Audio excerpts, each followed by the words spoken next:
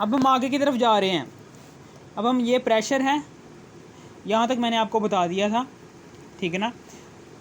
Pressure correction, अगर आपने इसी वीडियो का टाइटल पर क्लिक करना है, इसी वीडियो के टाइटल पर क्लिक करने के बाद इसी वीडियो का डिस्क्रिप्शन में जाना है और इसी वीडियो का पार्ट 1 भी देख लेना। ये है जी इस वीडियो का पार्ट 2, ठीक है ना। समझ आ गई। यहाँ पर मैं प्रेशर करेक्शन के बारे में बता रहा था, यहाँ तक मैंने बता दिया था कि जब ए मॉलिक्यूल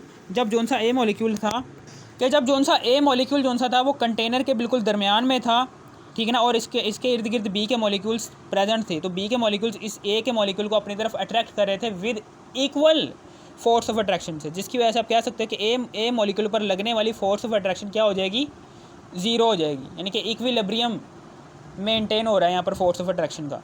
लेकिन जैसे ही ए का मॉलिक्यूल कंटेनर की दीवारों पर जाकर टकराता है तो अब बी के मॉलिक्यूल से अट्रैक्शन रखने की वजह से तो बी का मॉलिक्यूल क्या करता है, इस ए के मॉलिक्यूल को अपनी तरफ अट्रैक्ट करता है, जिसकी वजह से ए का मॉलिक्यूल जो सा है वो कंटेनर की दीवार पर ज़्यादा प्रेशर के साथ नहीं टकरा पाता, जिसकी वजह से यहाँ पर कम प्रेशर लगता है कंटेनर की दीवार पर। क्यों लगता है? क्योंकि पीछे से बी के मॉलिक्यूल्स ने से पकड़ा हुआ है, ठीक है ना। ये सारी की सारी यहाँ पर एक्सप्लेनेशन यही दी हुई है यहाँ तक। अब उसके बाद आगे की बात मैं करने जा रहा हूँ कि pressure is equal to P I minus P prime. ये पी आई, ये प्रेशर की जोन सी है, ये प्रेशर करेक्शन की ये मसावात है, ये इक्वेशन है। P is equal to P I is minus P prime. P I क्या है? Ideal pressure. आइडियल प्रेशर हम किसे कहते हैं कि जब बी मॉलिक्यूल्स यहाँ से हटा लिए जाएं, यानी कि अब कोई भी ए मॉलिक्यूल को अट्रैक्ट नहीं कर रहा, तो तब ए मॉलिक्यूल जितना प्रेशर इस कंटेनर के ऊपर लगाएगा उस प्रेशर को कहेंगे हम आइडियल प्रेशर, ठीक है। समझ आ गई? उस प्रेशर को हम कहेंगे आइडियल प्रेशर, ठीक है। मैं आपको समझा भी देता हूँ यार, इसमें क्या है। फॉर एग्ज़ाम्पल यहाँ पर मैं आपको समझा देता हूँ कि ये देखें, ये है जी पीछे से ये गया, ये गैस का मॉलिक्यूल यहाँ से टकराया, तो तब इसने यहाँ पर प्रेशर एग्जिस्ट किया था। बी के मॉलिक्यूल नहीं है पीछे, ठीक है ना। तब इसने प्रेशर लगाया जी 100 पास्कल का। लेकिन जैसे ही बी के मॉलिक्यूल पीछे आ जाते हैं इसको अट्रैक्ट करने के लिए, तो अब जो सा ये प्रेशर लगाएगा वो प्रेशर लगाएगा जी 80 पास्कल का, ठीक है। और कितना प्रेशर इस मॉलिक्यूल ने रिड्यूस किया है अपना? 20 पास्कल। ये तीनों के तीनों प्रेशर ये है। आइडियल प्रेशर कौन सा प्रेशर है कि जब बी के मॉलिक्यूल्स यहाँ पर नहीं थे तब ए टाइप के मॉलिक्यूल्स ने जितना प्रेशर लगाया था इस कंटेनर के ऊपर 100 पास्कल, उसको हमने कहा जी आइडियल प्रेशर है। अब उसके बाद पी क्या है? ये एक्चुअल प्रेशर है, यानी कि जब गैस के मॉलिक्यूल्स ने ए टाइप के मॉलिक्यूल्स को पकड़ कर रखा हुआ है। जब गैस के मॉलिक्यूल्स यानी कि बी टाइप मॉलिक्यूल्स है, गैस के जो उनसे बी टाइप के मॉलिक्यूल्स हैं उसने ए टाइप के मॉलिक्यूल्स को अपनी तरफ पकड़ कर रखा हुआ है ना, जिसकी वजह से ए टाइप मॉलिक्यूल्स जो उनसे जब अब ये टकराता है गैस के मॉलिक्यूल कंटेनर की दीवारों से, तो तब ये प्रेशर लगाता है। कितना प्रेशर लगाता है? 80 पास्कल का, ठीक है ना। इसको हमने कहा था एक्चुअल प्रेशर, कि जब बी टाइप के मॉलिक्यूल्स ने ए टाइप के मॉलिक्यूल्स को पकड़ कर रखा है तो तब ए टाइप का मॉलिक्यूल जो सा होगा वो इतना पहले वाला प्रेशर 100 पास्कल वाला नहीं लगा पाएगा, क्योंकि पीछे से बी टाइप के मॉलिक्यूल्स की अट्रैक्शन की वजह से इसका प्रेशर कंटेनर की दीवारों के साथ रिड्यूस हो जाएगा, 80 पास्कल हो जाएगा। यानी कि एक्चुअल प्रेशर क्या है? ये है पी क्या है जी? एक्चुअल प्रेशर, कि जितना ए टाइप का मॉलिक्यूल इस कंटेनर की दीवार पर प्रेशर लगा रहा है उसको हम कहेंगे एक्चुअल प्रेशर, कि जब बी के मॉलिक्यूल्स ने ए के मॉलिक्यूल्स के साथ अट्रैक्शन बनाई हुई है तब। और पी प्राइम क्या है? ये pressure reduced due to attraction. P prime क्या है? कि जितना बी के मॉलिक्यूल्स की वजह से ए टाइप के मॉलिक्यूल्स ने प्रेशर अपना रिड्यूस किया है उस प्रेशर को कहेंगे क्या है? पी प्राइम, ठीक है ना। यानी कि 20 पास्कल को कहेंगे हम, ये क्या है?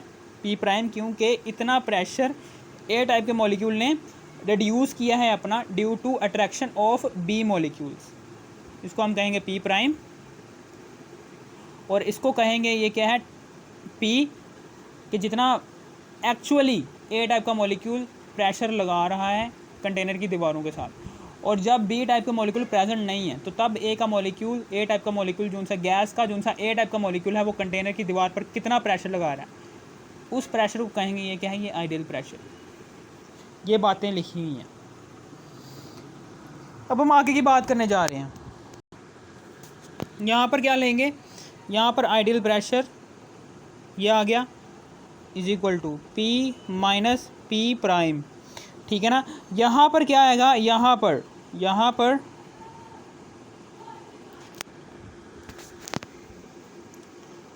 प्रेशर आएगा, pressure is directly proportional to the C A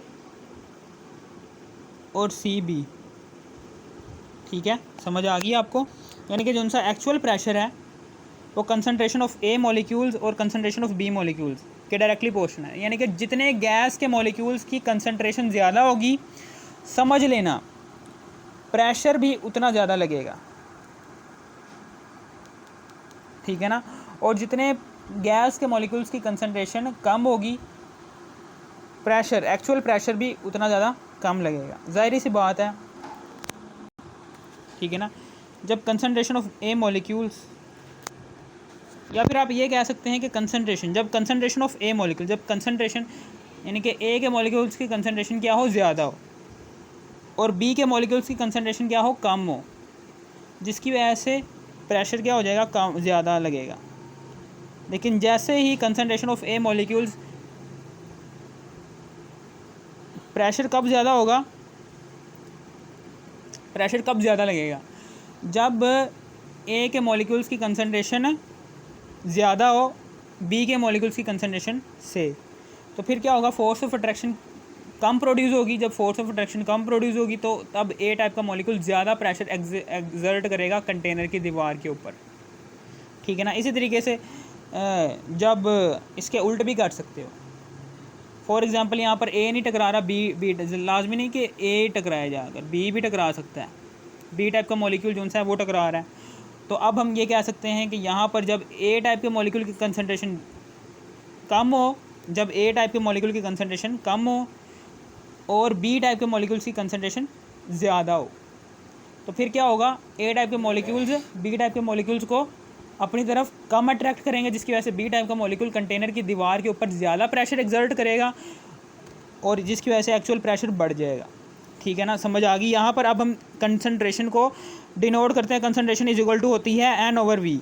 N क्या होता है, इसको हम कहते हैं एन का यूनिट होता है मोल और वी का यूनिट होता है डेसीमीटर क्यूब, ठीक है ना। समझ आ गई। कंसनट्रेशन का यूनिट होता है मोल पर डेसीमीटर क्यूब, मोल पर डेसीमीटर क्यूब होता है कंसनट्रेशन का यूनिट, आपने पढ़ा होगा, ठीक है ना। यहाँ पर अब हम क्या करेंगे,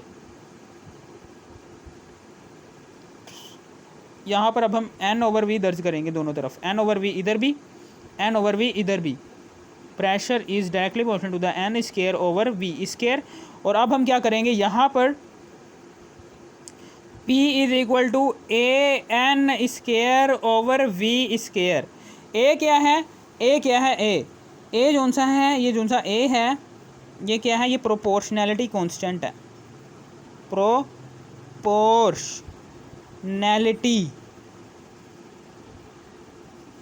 कांस्टेंट है, proportionality of constant of attraction, attraction का एक प्रोपोर्शनैलिटी कांस्टेंट है, यानी कि अट्रैक्शन का प्रोपोर्शनैलिटी कांस्टेंट है। ए क्या है, प्रोपोर्शनैलिटी कांस्टेंट ऑफ अट्रैक्शन, ठीक है, समझ आ गई यहाँ पर। और ये वाला फार्मूला बन गया, P is equal to A N square over V square. इस फार्मूले को अब हम यहाँ पर दर्ज करेंगे। यहाँ पर P I is equal to P